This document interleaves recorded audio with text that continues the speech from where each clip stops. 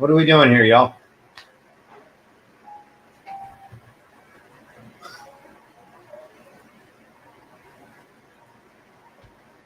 Oh, hold on. We got to change this up a little bit, y'all. All right, what's up? What's up? What's up? What's up? Good morning, good afternoon, and good evening, all you beautiful people. I just realized I can't broadcast to X without a premium account. I guess I got to pay money to Elon Musk nowadays.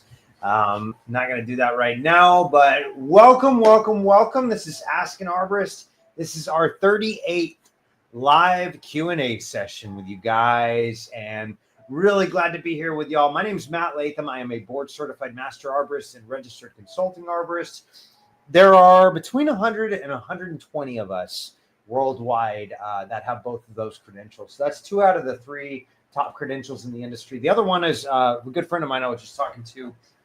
We were hoping to meet up today while he was in town hopping on a cruise with his beautiful bride, and they were down there, and they just had to book it. We couldn't meet up, but anyways, he's a CTSP, that's Certified Tree Care Safety Professional. That's number 3 out of the 3 top guys in the world, and so that's one of those. I don't do so much climbing anymore. Probably won't be going that route, but that is a wonderful, wonderful credential. So, anyways, enough about me. Welcome and thank you for being here. And we were on this cool little group over here called Ask an Arborist.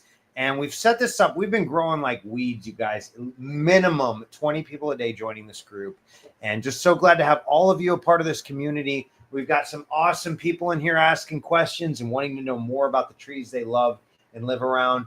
And we've got some phenomenal arborists out there as well that have been actively participating in this group. So glad you're here. And we've got some great questions to go over today. Let me do this first, though. I got to share this in our Facebook group because right now it is just being pushed into our Ask an Arborist on Demand group. Now, this is indeed hosted by a fun little company I know called arboristondemand.com. If you haven't checked this out, you can hit us up on arboristondemand.com.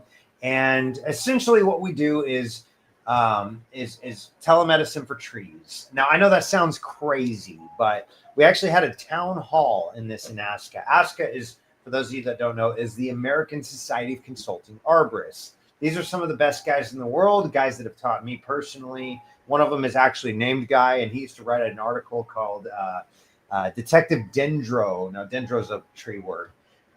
But essentially, Detective Dendro, this is like 20 years ago. I'm reading the Cheryl Tree magazine and the Arborist magazines that ISA produced on a monthly basis. And Guy used to write these articles, Detective Dendro, and I'd go in there and just digest it. I mean, I would like soak it all in. And it's all about arboricultural forensics. What's going on with the tree? How do we figure it out? And so we've got him. We've got some Lindsay Purcell, who literally wrote the book on how to become an arborist. And just some really, really, really phenomenal top-notch arborists out there. And it's become a really neat community. And I'm proud to have started this and really even just be a part of it. So thank you guys for being awesome. And we're going to, cut right to the chase today. We're going to get right into your questions. Like I said, we've been growing like crazy. I said something like, y'all are blowing my leaves away or something the other day. But thank you all for being a part of this group. And hopefully we'll bring a ton of value to you and help you answer those tree questions that you've got. Because quite frankly, we love our trees, don't we? I mean, it's just like trees are such a wonderful part of our lives. They bring way more value than we would ever give them credit for. Why would we do that when we're narcissists? You know what I mean? So, but trees, I mean, they provide mental health benefits. They provide cancer and physical health recovery benefits. Well, shoot, we build our trees out of them. We eat the fruit of them, et cetera, et cetera, et cetera. They provide municipal benefits that we don't like to admit, like they soak up rainwater, they sequester carbon, things like that. Y'all worried about global warming or whatever? Well, guess what? It turns out that trees are good for that. They're made of about 50%, about 45 to 50% carbon. You want to help save the planet, man? Great. Plant a tree. and take care of the ones you got. So let's get right into it, you guys. We're looking at Jason Edmonds about 45 minutes ago. He's got this huge maple that's developing a split down a large limb. I'm guessing I have to have this limb removed. Is that correct? Is it currently a danger? Thank you for your help. Here's the thing. You might actually not, Jason. Structural support systems is actually one of my favorite subjects out there. I have done thousands and thousands of cables installed in trees, and I've done at least 500 or 600 threaded rods, and essentially that's what you're going to have to do. And for this one, I want to go back to the whiteboard here, and we're going to draw this out for you, Jason, because I think this is really important. Now, I don't want you to do this on your own. This is one of those that you've really got to have a top-notch pro that knows what in the heck they are doing. So let's say you've got this limb. It comes out from this primary other limb. That's a terrible, terrible drawing of your tree, but you've got this vertical crack that comes down there. Now, that's a big problem, right? Because you don't want that to split and come crashing down, possibly damaging you and your home, possibly damaging the tree, etc. So here's what I would do is I would get a good, this is one of those, I can prescribe it digitally via digital arborist consultation. I'll provide you the link here in just a second, Jason. But really, you're going to need somebody on site to do this. And you can do it yourself, but you really want a pro in there that knows what they're doing. So essentially, here's the crack. And you want to drill holes all the way through that crack about every foot or so, depending. And there's ANSI standards for this, by the way. That's why you really want a top-notch pro that knows what they're doing. And essentially, you're going to put these little threaded rods through here and bolt that whole thing together. Now, not always, but almost invariably, Jason, you're going to want to, along with this, you're going to want to add a cable in here to somewhat keep that tree from twisting and moving and opening up that wound even more. I think you could probably, in this case, because it's a vertical crack and not a horizontal crack and not a limb that's cracking off and splitting at the base connection, this is what we would call a torsion fracture. And what's happening is that limb is twisting, and that's opening up that maple wood and causing problems. There may have been some other type of pest or pathogen or biological stressor or abiotic stressor that's causing that to get started. But realistically, you don't want that moving at all. You want to keep that isolated until the tree can seal itself. And it will over time. It may take 5, 10, 20 years. That does look like a pretty decent sized limb, maybe 12, 16 inches in diameter or more. And so you want to add those threaded rods. Let me grab one of my favorite books right here. There's actually specific standards. So this is something when you do hire somebody, you want to grill them on very well.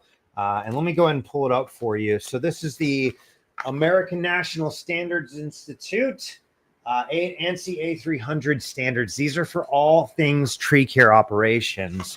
And here in, let's see if I can find it, structural support systems, plant and transplant management, lightning protection, supplemental support system standards. What is that? Section 7, it looks like, chapter 7. You can see it there. Supplemental support system standards.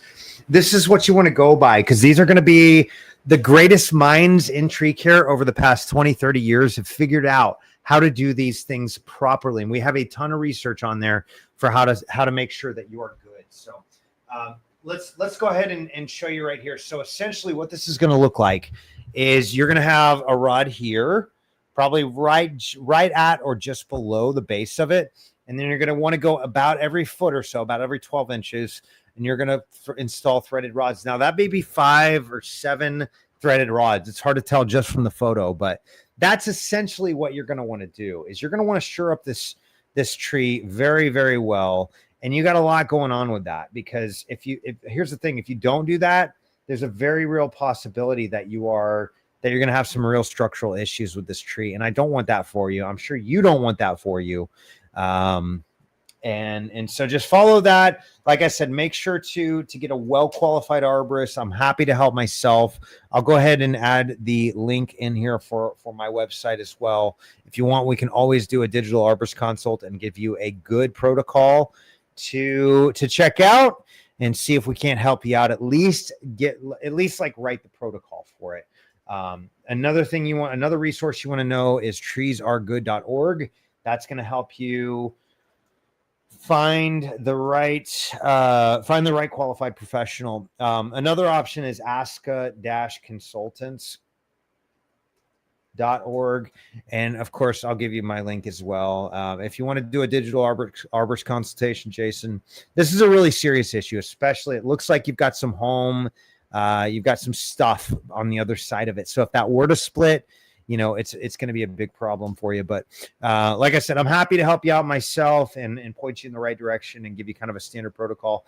But I think I just did, actually. So maybe you don't need to pay me after all. But feel free to hit us up on the web. And if you have any further questions, I'm happy to help any way I can, Jason. But we are moving on. Okay, here's a great question. So Max is asking about what looks to be a pine bark beetle infestation. That's not good. What's going on here, y'all? Oh, I got to switch accounts. Hold on one second, you guys. I got like 27 different.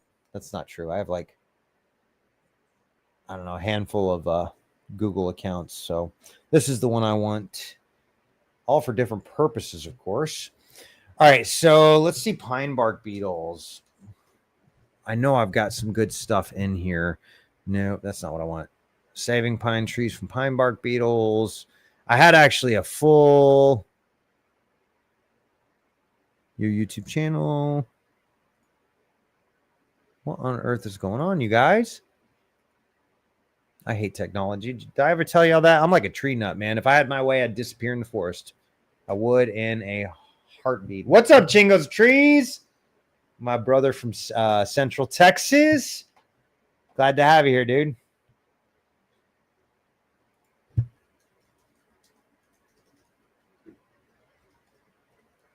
Oh, I got to take the...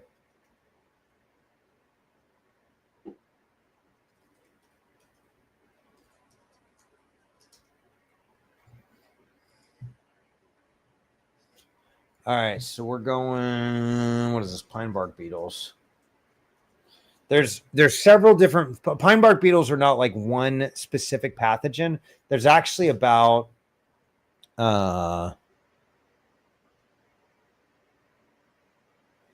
I can't remember, about a dozen different types of pine bark beetles, and all of them do different things. There's IPS engraver beetles. There's the southern pine bark beetle is a real nasty one, and a handful of other ones. But yeah, they're crazy dudes, and they will wipe out entire forests like in a heartbeat. The southern ones will.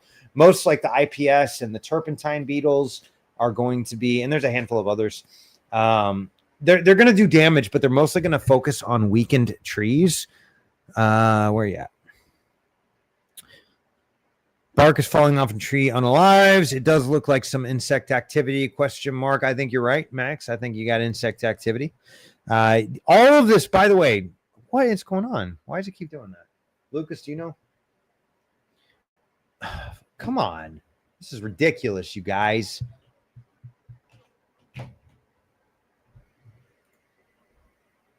There we go. Cool. What's up, Max? Okay, so all of this stuff in there is like packed. We call it frass. Frass is a really fancy way of saying bug excrement. And frass is essentially, as the critters are chewing their way through your bark tissue, your cambium tissue, they got to get rid of that somewhere. So they just leave it behind them as they're chewing their way through your tree. And that frass is what's left over. So it's a combination of like sawdust and insect feces processed a little bit, but it is what it is, and you've definitely got some beetles going on there. I'll tell you, my protocol is I like imamectin benzoate as a trunk injection, but if you've got just a handful of trees, a trunk injection is going to be your best bet. If you don't have a lot of different trees, what you could do is hit it with a biostimulant treatment. You want to add molasses, you want to add humic acid or humates. You want to add seaweed extract, maybe some pea protein or some soy protein or something like that. That's going to add a little bit of nitrogen in there as well, which will help. It's not going to be the end all be all. And then, of course, you want to add imidacloprid. It's not a great idea to spray imamectin benzoate, but imidacloprid is a really, really great product.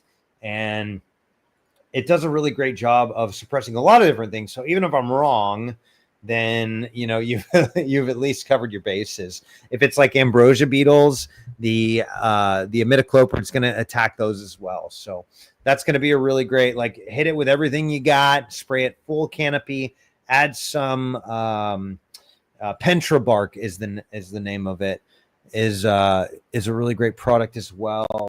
And Pentra bark basically is an adjuvant slash non-ionic surfactant. So it's going to help to spread it everywhere, and it's going to help actually get internal inside of the tree and become systemic. That's really, really important, you guys, because the thing is, if you spray it and it just stays on the surface, it does nothing. And so make sure you get that Pentra bark in there as well. And let's see, what else am I missing? I think that's pretty much it. I know I did some other videos on that.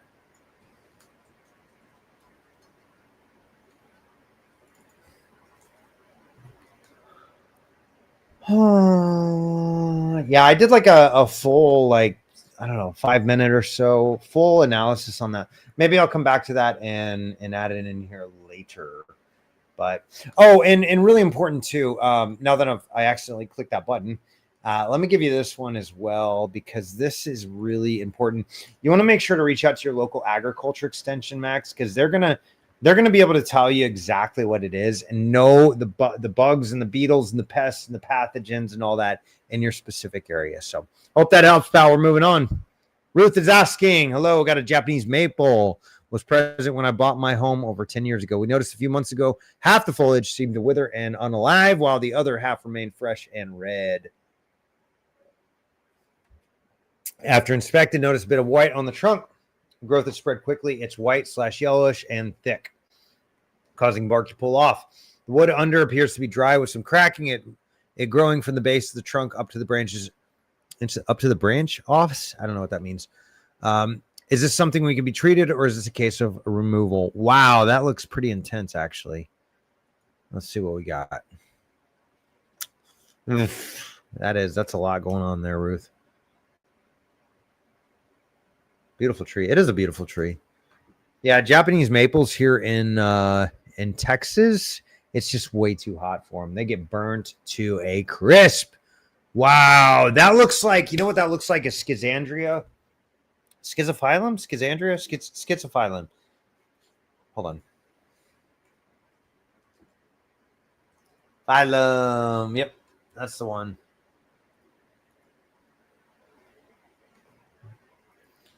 Oops. Mouse is everywhere today. Yeah, and that has, unfortunately, Ruth, that has unalived all that tissue underneath there. I'll be honest, that probably came from the nursery.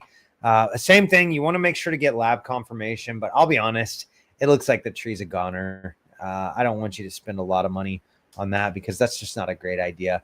If you do want to get lab confirmation, you can reach out to your local ag extension. Just find them on this list here and reach out to them.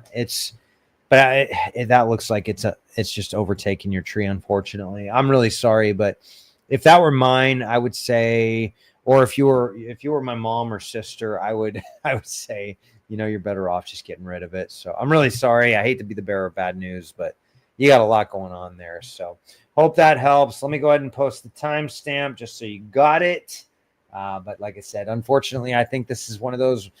Not very often. Usually I'm pretty good at keeping them up in the air, but I think unfortunately on this one, you're better off getting rid of it, Ruth. Like I said, I'm very sorry to be the bearer of bad news, but I'd rather be honest with you than give you wishful thinking and then you hate me later because you wasted all this money. So hope that helps, and we are moving on. Just wondering when I should prune. Hunter's asking, wondering when I should prune this cross branch on my serviceberry tree. Serviceberry bush is more like it. I would go ahead, and it looks like probably winter is going to be the best time. Make sure to snip it right at the base here. Let me give you a website that'll help you. Trees are good. There we go. I can't type today, y'all. treesaregood.org. If you go here into treesaregood.org, you're going to find, Hunter, you're going to find a bunch of different resources for you. when the cicadas are sharp. It's true.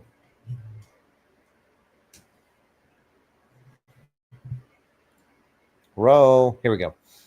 Okay, so Hunter, if you click on this tree owners resources section, this is going to have all different kinds of resources for you. You're going to go in from choosing the right tree to choosing the right arborist to pruning your trees, managing tree risk and hazards, plant healthcare, tree owners manual. By the way, y'all, I know I've mentioned it before. I do have a book coming out as well. It's basically tree owners manual on steroids, and it covers a bunch of things that they don't even touch, like who owns that tree? What do you do if your neighbor's tree is a risk to your property? How do you deal with insurance issues regarding trees, et cetera, et cetera? So we're working on getting that out to the masses. Winter is my time to finish all of that too. So we'll be knocking that out. What happened? Hunter, where'd you go, bro? Excuse me. Don't leave me, Hunter. Yeah, so this is a wonderful, wonderful resource for you, Hunter. Why is it not doing that? Hello. There we go. And, you know, we can always do a digital arborist consultation as well, but I don't think you need it. I think you can just, if you do want to, if you really want to pay me money to take a look at it in person, hit us up on arboristonDemand.com. But I think you're good to go, man. The main thing is just you're in a good period. Winter's okay. When was it planted? Exactly 1 week ago. Ooh, actually, leave it alone. I take all that back. Leave it alone. We're moving on. All right. So Rick is asking, is this Eastern redbud planted deep enough? Ugh. Rick, I think you got it planted maybe too deep. I can't even tell. The root flares are non-existent. Oh, okay. Yeah, you're okay. I think you're okay, Rick. I might actually pull some of that mulch away from the base of it, but I think you're okay.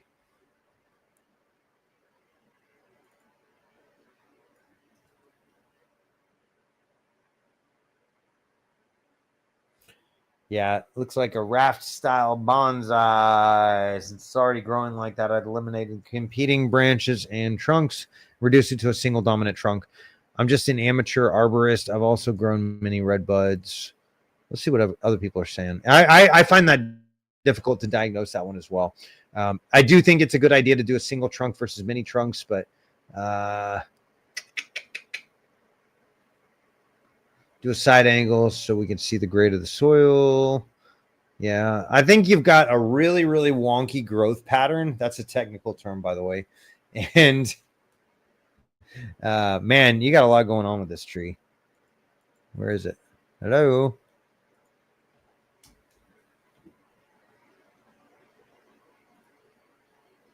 Yeah, I think you're actually okay where it's at because you're forming these roots. That's going to essentially be the tree's new root flare.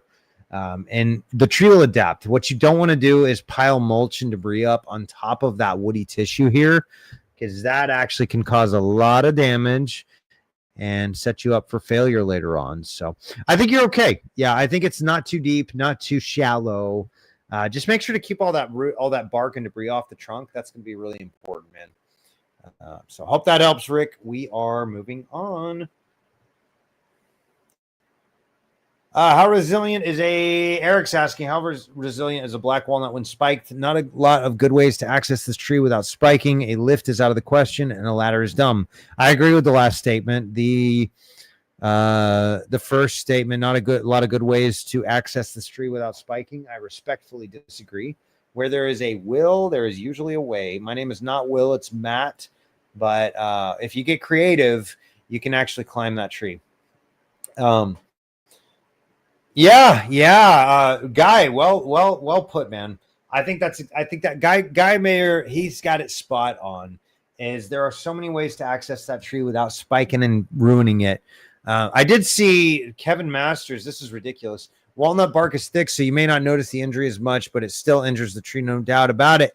Here's one key thing that you can do to improve your process if you feel like you need to spike some hard to reach areas. No, I wouldn't say there's any excuse. I saw this the other day, Somebody was saying like, oh, they're in the pecan family. They all right.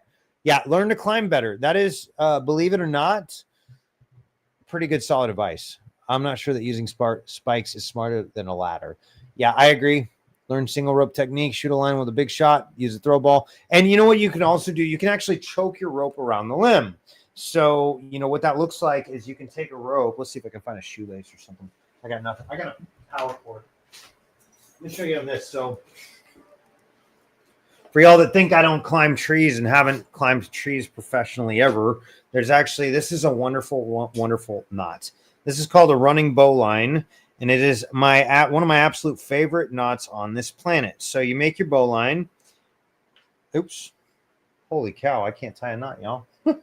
This is ridiculous. Give me one second, you guys. I got to relearn how to tie a bowline. It's pretty sad.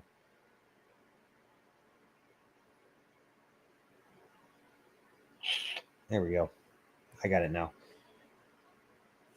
Power line cordage is a little more difficult to climb than triggy. Okay, so you got your running bowline. You want to make sure you're able to retrieve this. But what you do is you basically just tie that running bowline around there and you climb on this. Now you can use foot ascenders and a positioning lanyard. Lock yourself off. Move the running bowline so like you're climbing the tree like this. So hang there.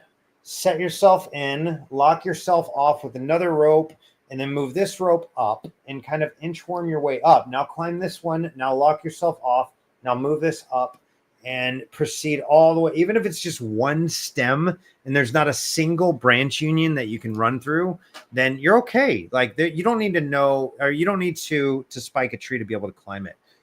It's just not necessary. Almost, and I'm not going to say 100% of the time, but like 99.5% of the time. And Bob's got it right. Spiking a tree is for removals only. Bob, thank you for the great advice here. Spiking is only for removals, and I will add one caveat to that: it's for removals, and it's also for emergency rescues as well. So, just y'all don't spike. No, what is this, Joe? That's stupid. Sanitized black walnuts are like male pecans, incredibly hardy. Spike on, brother. That's not. What are you doing, Joe? Who are you? You're obviously in a tree in that picture. That's not good. No.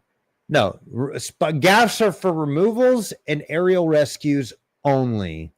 I don't know who you are, Joe, but like you got to read a book, bro. You got to read the Arborist study guide. We don't spike trees that we're not either getting somebody out of, because humans are more important than trees, even the 4,000-year-old trees. But yeah, no, sanitize your gaff spikes with isopropyl beforehand. That's not going to help. It is a violation of industry standards, Ron. Ron, great solid advice. Okay, so how should it be done? I don't have wings, so throw a line to set your rope. It sounds like, bro, I'm not even going to lie, Eric. Maybe you need to hire this out to a contract climber. Hire somebody that knows how to access that. You don't need to spike it. You're going to damage the tree, and it's just not worth it. Don't be a bad arborist, y'all. Tough as nails. You're not going to hurt it. Joe, that's terrible advice. I disagree. We're going to turn comments off of this one because it's getting out of hand, y'all. Turn off comments. I can't believe some of the terrible advice we're getting. Wait, I need to turn it on so I can put my comment on there. Turn on commenting. What are you thinking, you guys? We don't spike trees. We all know that by now, y'all. Stop it. Just stop it.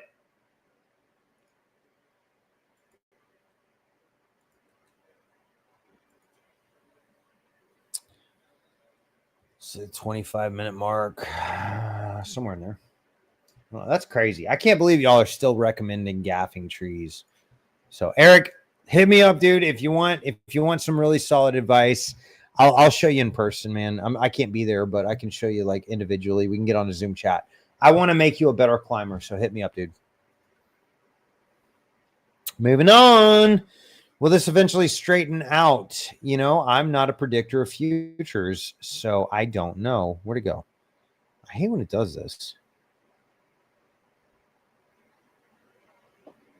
Will this eventually? It will if you straighten it. Consider tying some bamboo to the trunk. That's how they do it at the nurseries. Great advice.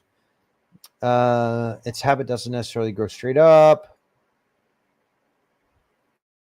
It's an American beech. Yeah, American beech doesn't either. They want to grow kind of wide a little bit. Not real bad, but that's epic.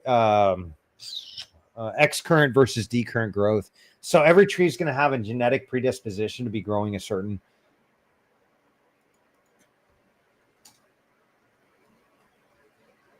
What's up, Sprout?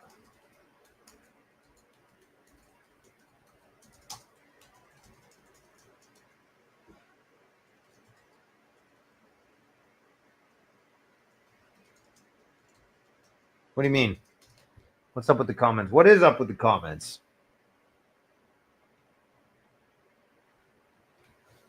What is up with the comments, Sprout? What's going on with that? Are you talking about for that individual post? I missed you on here when we got started. Looks like you just showed up.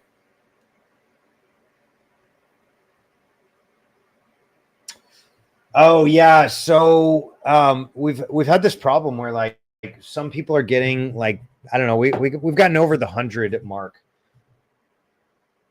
and so my wife and I have been kind of turning off comments on some of these. Once we've answered them, the rule is then it's answered, and so we're not going to allow. I don't know, man. Like honestly, I think Mark Zuckerberg is partially he's probably a Nephilim, specifically a reptilian. But I don't know. He does some weird things, and so like right now, when I am, hold on, absolutely not. I don't know. It says there's 49 comments on here. I'm gonna go ahead and turn the comments off, and that's that. So some of these just get out of hand. I guess Facebook likes it a lot. So it pushes out there. I know that's self-defeating for me to turn it off because it's good for us to grow. But you know, we get some seriously terrible advice. And so we're just trying to keep it cool. I think honestly, guys got the right idea here. You don't need to anonymous, you don't need to straighten it. It's okay growing like that. But if you really want to, I think the only way to do that is consider tying some small bamboo to the trunk. Just stick it in the ground. That's what the nurseries do. Those bamboo sticks are not to hold it up in the air. That's to hold it growing straight. And so you can remove them once you get them to your house. You're actually far better off doing so. But anyways, hope that helps. We are moving on. What nutrient, soil treatment, or otherwise tips might assist the health of our orange tree? What's going on with it? We live in Metro Phoenix, Arizona. Thank you in advance. Cool. I highly recommend you add a heavy coating of either topsoil or compost entirely. Let me tell you my favorite product. So Arborist on demand, my Shopify. I don't think I have the citrus one on there, but a really great one, just a broad spectrum, good stuff. There's two of them really. One is this Maximum Blooms, does really well. It's going to give it everything it needs to grow and thrive. All right, here we are. And then one other one I'll give you is this one. Oh, you know what? Actually, I'm gonna take that back. I'm gonna say the Maximum Blooms and the Humates Plus. The reason being, in Phoenix, you're gonna have a really sandy soil, I believe, and that sand that sand can harbor a lot of salts. And so, hold on one second. Hey, I'm on my live stream, dude. Hey, I'm on my live stream. I gotta let you go. I'll call you back at like 4:35. Sorry, man. I got like 12 people on here. We'll see, bro. Bye.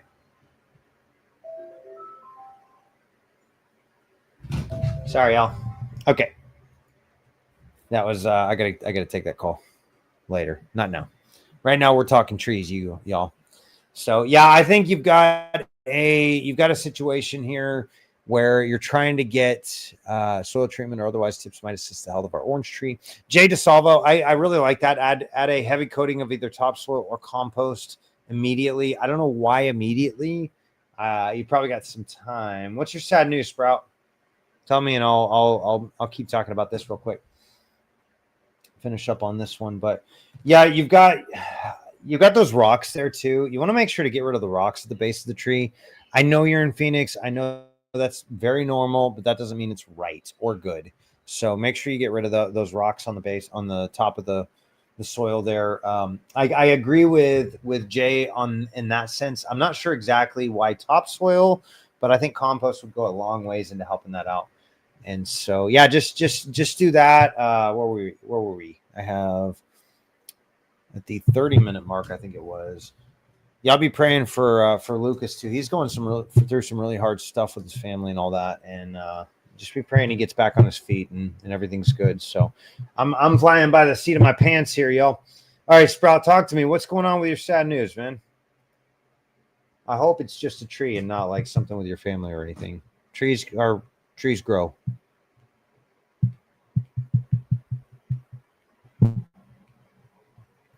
All right, so Tom, on this one, welcome, by the way. Thanks for your question.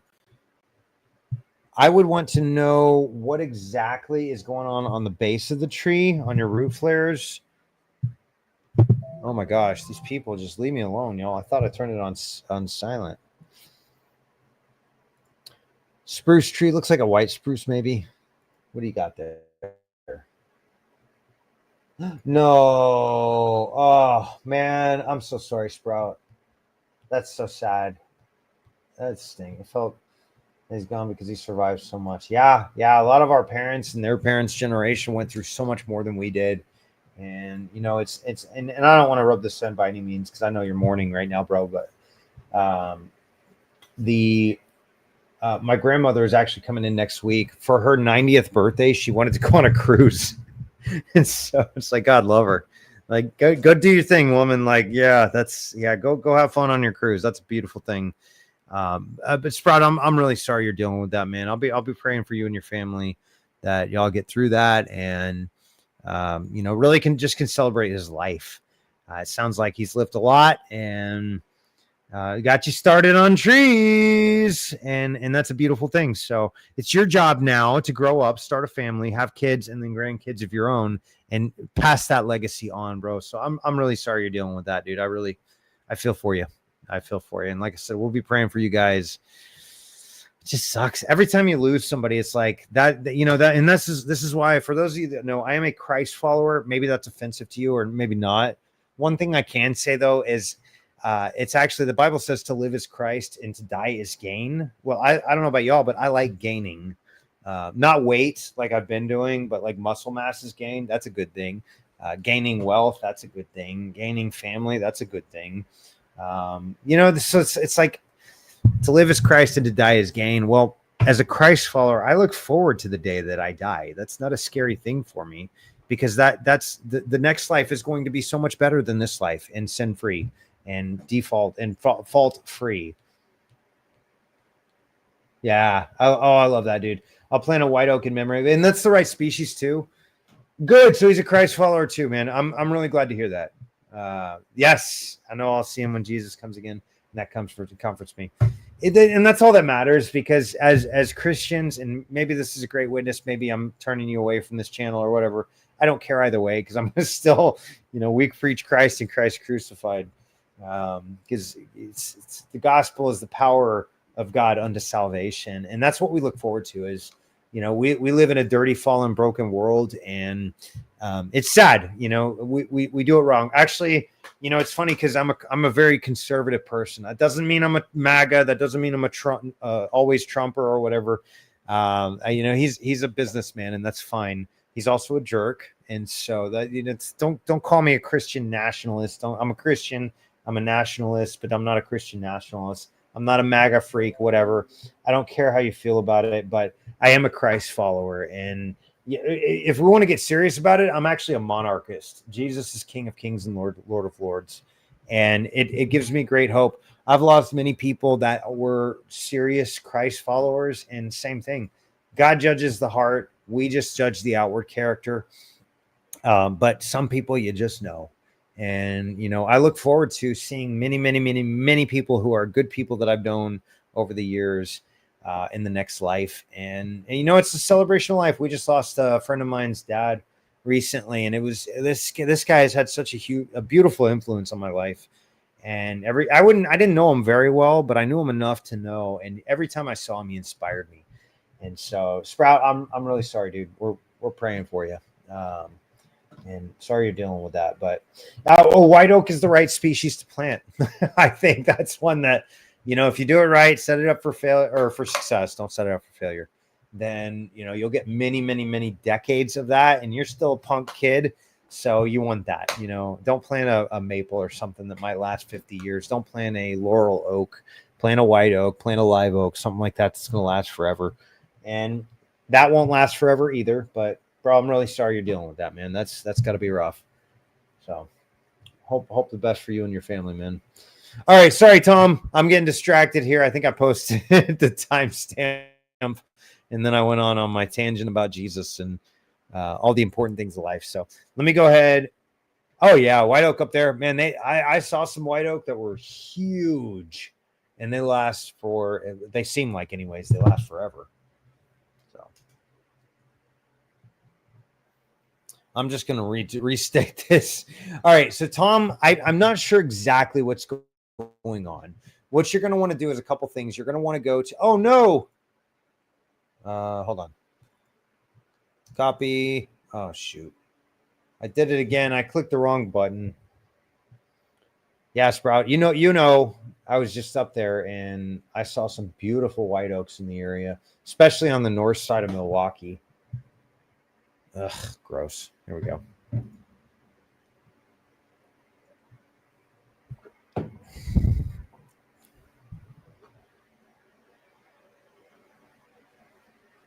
Let's get back to it.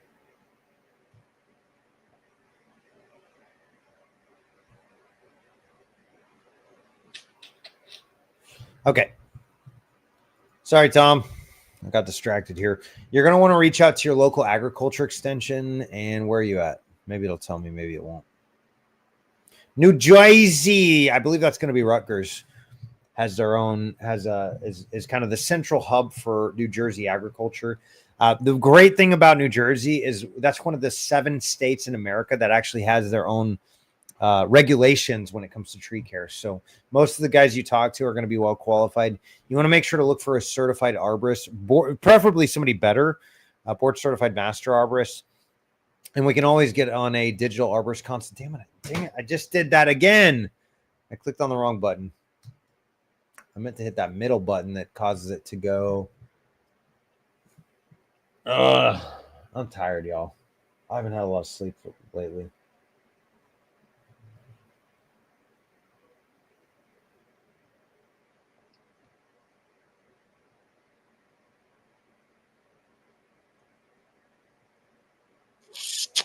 Here we go. Finally. So yeah, I'm happy to hop on a digital arborist consultation with you and see if we can really figure this out. I think the main thing is you got to diagnose it properly. In order to diagnose it properly, you need to have lab confirmation. If it is something like a rust or a blight of some sort of fungal or bacterial pathogen, you'll need to send samples off. The other thing, I don't know about spruce and mites. Can anybody tell me about spruce and mites maybe?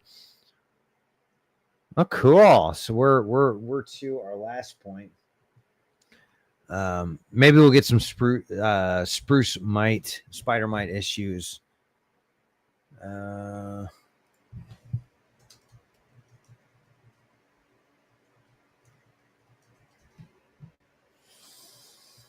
Yes, spruce spider mite. Oh, there you go. Yeah, that's what I thought there were. I thought that was pretty common. Okay, so this is a classic example of so little information, so many answers. We already answered it, but I'll go over it real quick. Basically, you've got new tissue growing in here. You had something unalive that portion of tree. It looks like maybe a red oak. Yeah, Franco Lazo. Y'all got a lot from one picture. Yeah, I agree. That's crazy. Roots cannot spread quickly. They develop this dry root. Also, this thick layer of grass, not glass, hasn't helped either. You have to create a barrier or clear circle around the tree. Not sure this helps, but this tree will recover. Looks really bad. You and I don't know that. Yeah, here we go.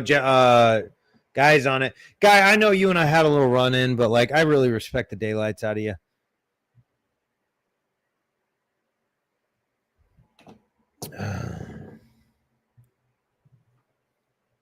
Maybe it withered up and unalive because of damage from the sunlight. I think sun skull is probably a pretty good diagnosis.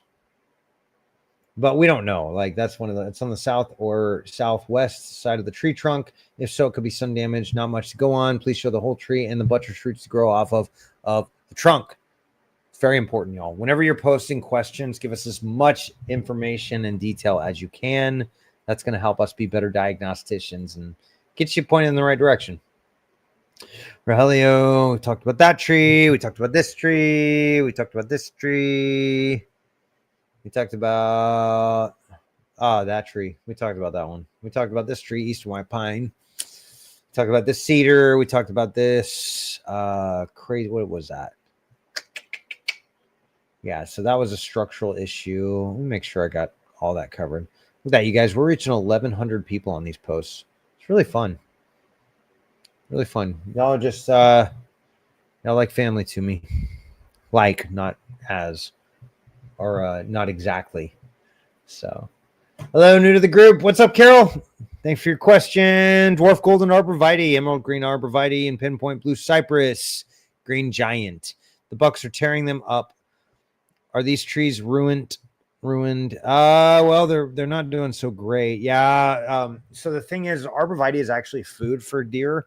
I learned this on a court case I'm on in Canada. I had to do a little research, and I didn't know that. By the way, most arborists are going to know the things that are local to them primarily. They're also going to have some baseline knowledge to maybe be able to point you in the right direction. But yeah, arborvitae is one of those or northern white cedar is another name for it. That's not the right name for it, but they're arborvitae or Thuja occidentalis, if we want to get down to the scientific name. And it actually happens that they're a great food source. I think like 15% of the food source for white-tailed deer. I could be wrong in that though. It's something like that. So it's not uncommon. What you could do is you can actually make a paste with cayenne pepper, raw egg, one of them, about a gallon of water, raw garlic, and maybe a little honey to have it stick to the bark. What that's going to do, your main ingredient there is the raw garlic and the raw egg, as well as the cayenne pepper. And the cayenne pepper is going to burn them. You and I know what it's like to eat cayenne pepper. Just take a spoonful, see what happens. It's not going to be pleasant. And the same thing happens when the deer comes up and starts sniffing on it. It's going to suck that into its nose and be like, that ain't for me. And it's going to move on. And so that's just kind of one of those cool little tricks that I learned over the years. Is it's not the end all be all, but it might deter them quite a bit. And so that could go a long ways to keeping them off of there. I call this amputating before calling the surgeon. Yeah. I think the main thing is you want to deter them. Yeah, no, absolutely. So the thing is, those northern white cedars, Sprout, are actually they get really, really old, some of them. And I think up in Canada even they live to like 1,000 years, some of them, which is crazy to me, because arborvitae here, they just the clay soil they don't like, and they don't last very long. But up in the great north where you guys are from, they'll get to 1,500, 400 years old pretty easily. What's up, Anonymous? I think you asked a question about this tree before. I remember that little crook in that. Was it redbud? I can't remember what it is. Yeah. Yeah, this is solid advice. Yeah, Sprout, I too have seen that. Yeah, so whenever you pump nitrogen into trees, a lot of times that'll cause artificial growth, and not in the good sense. So yeah, you want to keep them out in nature, keep them natural. Once they get big enough, who are you? I'm sorry, Carol. Once they get big enough, the bark will be thick enough where the bucks they'll pretty much leave them alone. They'll still eat some of the leaves, but it's not like, a really big issue. It's getting them past that and getting them to maturity before they get damaged like that. So anyway, sorry, Anonymous, back to yours. I would definitely do as these guys are saying and remove that wrapping on there. That's going to be really important because you want it to dry out. The big plastic sheath, probably okay, at least to get it established. If you've got, like Carol over here is dealing with these stupid deer coming in and just rubbing the daylights out of a tree. Same thing is you want to keep the critters off of it, make sure it gets to live enough to where it can survive and thrive on its own. So maybe keep the plastic here, but I would absolutely take that off. No, I don't think you need to do all of that. I think you got too much going on there. So hope that helps. We are moving on. More bark apricot tree that got scale last year. I sprayed it in the spring a couple times with neem oil spray. I was planning to do the same next spring, but it looks like it's getting worse. Okay. Well, here's a fun trick. Instead of neem oil, use a dormant oil. That dormant oil basically is going to suppress all of the eggs. It's gonna create like a wax coating kind of, and what that'll do is it'll suffocate the eggs and they'll become inert. They won't grow and they won't live.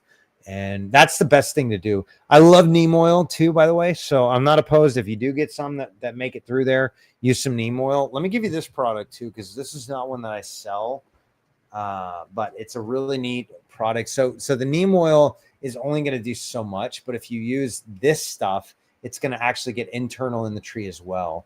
And I'm just giving you this is just a website. You can find it anywhere. You don't need a lot. You maybe need like a couple drops, honestly. So get the smallest package you can find there. But yeah, that's a really good product. Pincher bark is awesome. For y'all that know me, I'm very crunchy granola. Keep it organic, keep it natural, but also there's some awesome products on the market. Oh, what's up, Oklahoma? You're my neighbor.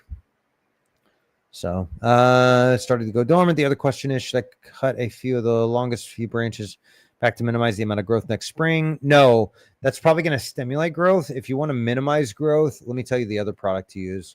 Cambistat. Wait, I'm just going to type in the butrazole. This is like one of my favorite products out there as well. I'll just give you this one because there's a lot of different ones. You know what? You're gonna have to have a Department of Agriculture pest control license. So this is one I'm just giving you the data because it's good data.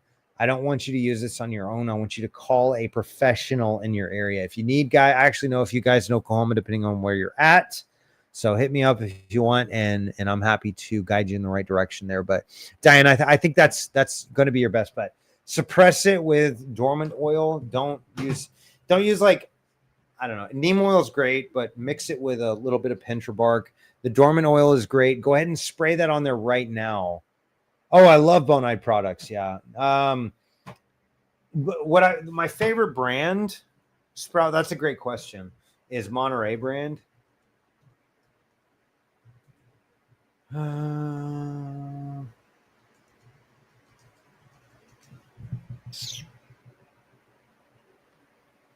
Monterey Lawn and Garden, that's what it is.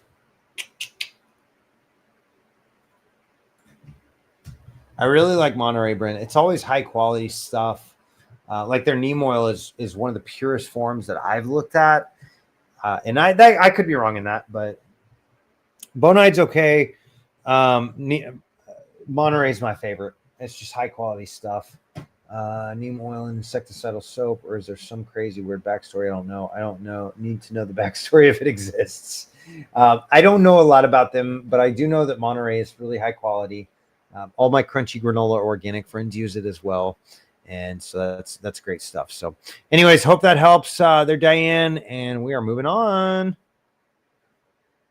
I have a pecan tree I would like to have moved. It's about 5 years old. What are the chances of it surviving? It depends. Well, first of all, Debbie, you gotta give me some pictures. You gotta tell me where the tree's at right now and how it's doing overall health wise. That's gonna make a big difference. I don't know. The answer is I don't know. The answer is it depends, and I don't know. So I'm sorry. I wish I could be more helpful, but we're gonna have to look at it a little more closely. What we can do is get on a digital arborist consultation and see if we can help you out that way, because quite frankly, if you do it right, transplanting is a very normal and natural thing that we can do. But if you do it wrong, you're going to set the tree up for failure, and it will fail eventually. So Ted is asking, hello, thanks for letting me in your group. I just had a maple tree fall down in the first photos, the inside of the tree.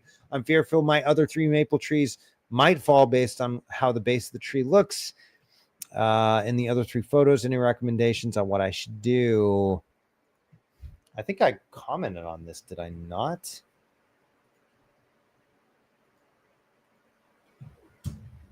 Maybe I forgot to hit the enter button. That's something I would do.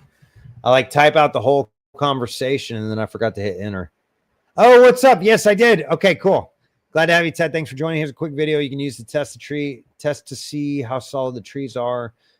So I listed here the detect dangerous decay video, and it's basically just use a rubber mallet and just sound the wood. That's what we call it when you tap on it and you listen, is we're sounding the wood. And what that does is it's not going to give you an actual map of the inside of the tree. We can actually do that in the industry, y'all. But what it will do is it'll give you a good general idea. Is the tree decayed? Is it not decayed? And what do I need to do? And how does that make a difference? The real question is it going to fall and cause damage? Quite frankly, if a tree falls in the forest, who cares? That's future tree food, y'all. So if it falls in the forest, that's fine. Yeah, no, you're absolutely right. Sprout's got a pretty good point. Rot usually doesn't affect multiple trees if there aren't open wounds for decay to come in. Please correct me if I'm wrong. Yes, no, you're not wrong. I'm not going to correct you, Sprout. The main thing is the tree healthy enough to compartmentalize and seal tissue itself? I will say this, Ted, is you've got I see this one tree. Oh, goodness. Yeah, no. So you've got wounds are sealing. That's a good thing. All that new tissue you're seeing on the outside of that wound is a beautiful thing. That's exactly what we want to see. However, you do have this what is it, English ivy maybe, and that's going to trap moisture up against the trunk. That's going to promote fungal pathogens, which can come in and cause decay in the inside of the tree. And so just something to consider. Brian's right. It will slowly girdle the tree. More than that, though, it's going to trap fungal pathogens. And it looks like you've had some termites living in there. Maybe actually termites. Everybody's worried about termites. They don't do anything except eat decayed wood, unless they're the formosan type, in which case they will go after. They do have the enzymes to break down living tissue. So, just some things to consider here.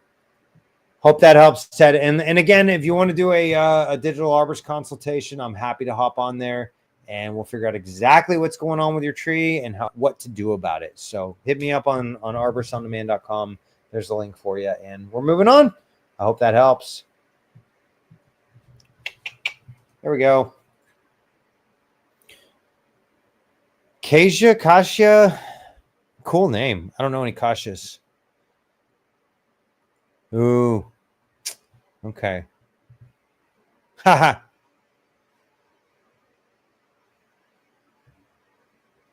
That's fun. Does anyone know what's happening here? The tree had a healthy foliage in the summer, but oozing sap and seems wet on that side. Ooh, maybe bacterial wetwood. Again, that's going to be one of those you need to get a lab diagnosis on. Where are we at? 5, 8. Here's a list of U.S. agriculture departments by state. So Kasia, I'm sorry if I'm pronouncing your name wrong. Where you at? We don't know. Hit them up and just go to this website and find your state's agriculture extension and reach out to them. That's going to be your best bet, is figuring out what it is. I love that guys saying like scrape away any loose bark and then hit it with the garden hose and some hydrogen peroxide. 30 years, never heard of using hydrogen peroxide on a tree. The concern is that there is a disease, an infection, a pathogen at play. It seems to make sense to disinfect the area. First, do no harm. If there's a better plan, I'm all ears. I like that. Yeah, hydrogen peroxide is a great source. Yeah. This is funny.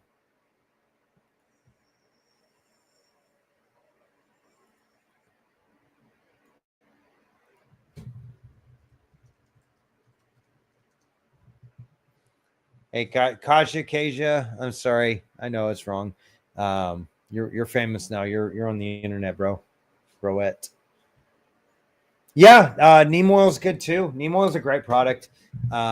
It does. You don't want to use it like in this super hot weather because it can cause burns. Because it's an oil, it can like kind of almost like a magnifying glass with the sunlight. It can magnify the sun exposure. Yeah, hydrogen peroxide is great though. Use the 3%, not the like 12% or something crazy like that. But yeah, it's oxygen, y'all. Trees need oxygen. Trees are made of oxygen. Hydrogen is about 3% to 4% of a tree's consistency. Carbon is about 45% of a tree's consistency, and oxygen is about 45% consistency. That's what makes up the tree. Is basically C6H12O6 is glucose or sugar. You want to know the best thing to do with your trees? Give it some sugar. Molasses is even better. But that's going to feed the microbes, feed the tree. Everything's going to work and thrive. All right, we're going to take a couple more of these. Our neem fixes everything arbor related. Yes and no. That's a great point, Ronnie. Neem is really good. It's actually it's produced by plants. It's produced by the neem plant, I think out of Africa somewhere. And essentially what it does, it's an we call it allelochemical is what it is essentially it's a allelopathy is like modern medicine for humans, and allelochemicals are what the tree produce. So what that means is the tree's producing its own insecticides, its own fungicides, its own herbicides. Even they're actually suppressing herbicides in the ground. And neem oil is basically an herbicide, a insecticide / fungicide. So it's going to go a long ways into just suppressing. But the great thing about neem oil too, it's actually got some really good health benefits for the tree as well. So I got to go into that one of these days in a nice long video, but we are moving on. 2 questions. I think I'm actually caught up. Are we caught up? That's crazy. That hadn't happened in months, y'all. Let me get to Sprout's question, and then I think we're going to call it for the night, y'all. Wait, I didn't do that one. We're going to call it after Megan's question. So is it bad to see a mushroom growing in a canker on a tree? Yes and no. Great question, Sprout. The thing is, if you see a mushroom, that means that's the tip of the iceberg. That's the flower on the hibiscus. Or the rose or whatever. There's a whole plant, a whole stalk, a whole set of leaves, a whole root system that's going on that you can't see. The mushroom is the fruiting body of the fungus. And so you want to look into that. Find out what it is. That's the main thing. And again, Sprout, I'm a big fan of prescription diagnosis. Don't just go assuming things unless it's Ganoderma, because Ganoderma is just so easy to tell what it is. Nothing else that I know of looks like it. There's Ganoderma applanatum and Ganoderma lucidum, I think it is. Ganoderma applanatum is the artist conch. That's the one that you can look up artist conch. You'll have some fun with that one. If you find it, it's so cool. You can like write your name on it with your fingernail. It's so cool. Nature's fun, y'all. Okay, so Megan's asking, planted these in August. Are they unaliving? Try to fluff some of it off some of the unalived leaves. Megan, I think, and I could be wrong, you've got one or two things going on. That looks like Italian cypress. Where are you at? No, I don't know. All right, so that looks like Italian cypress. Italian cypress has 2 problems, very big problems. One is mites, and one is what's called Siridium canker, Siridium canker. And what that is a fungal pathogen that really loves Italian cypresses. And it's very unfortunate because it's almost untreatable. The only thing I have found to treat Siridium canker is actually getting the tree to grow past the Siridium canker, to outgrow the fungal pathogen. Other than that, none of the fungicides seem to be working. None of the I don't know. It's just a messy canker. What you have to do is allow your soil to dry out. That is so critical, Megan. So critical. Is you've got to, where's that, about 103? Mark, you've got to allow the soil to dry out. So stop watering. You got some beautiful grass there. Stop it. Just stop it. I see a hose there. Y'all, whenever people, this is very common, is whenever a tree gets stressed out, people tend to go in there and water it more. The problem is typically, especially if it's fungal, is you've got too much water too consistently. You need the soil to dry out. And let me leave you this one, watering. Do not water the trunk of your trees.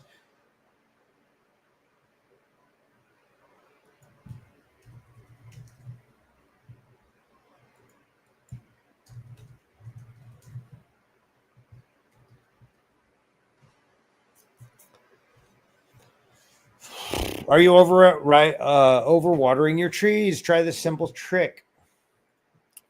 So this is what you want to do, Megan. You want to do this. I call it the screwdriver test. I don't know if that's the technical term or not, but the main thing is you want to make sure before re-irrigating your trees that the soil has a chance to dry out. But here's the other thing: is maybe, just maybe, you don't have a fungal problem. It could be mites, and if it is mites, here's what you want to do. You want to take a white sheet of because again, prescription without diagnosis is malpractice. Take a sheet of paper, stick it under the tree, shake the tree. Sorry if that's sounding crazy, y'all. Shake the tree, and what you'll do is you'll have a lot of little critters, usually like tons of them, that land on that sheet of paper. You want to then, if you got a magnifying glass, great. If not, just use your eyeballs and they're kind of hard to see. If you see little critters with 8 legs, those are spider mites typically. They may be actually just spiders, in which case they're benign. They won't do damage.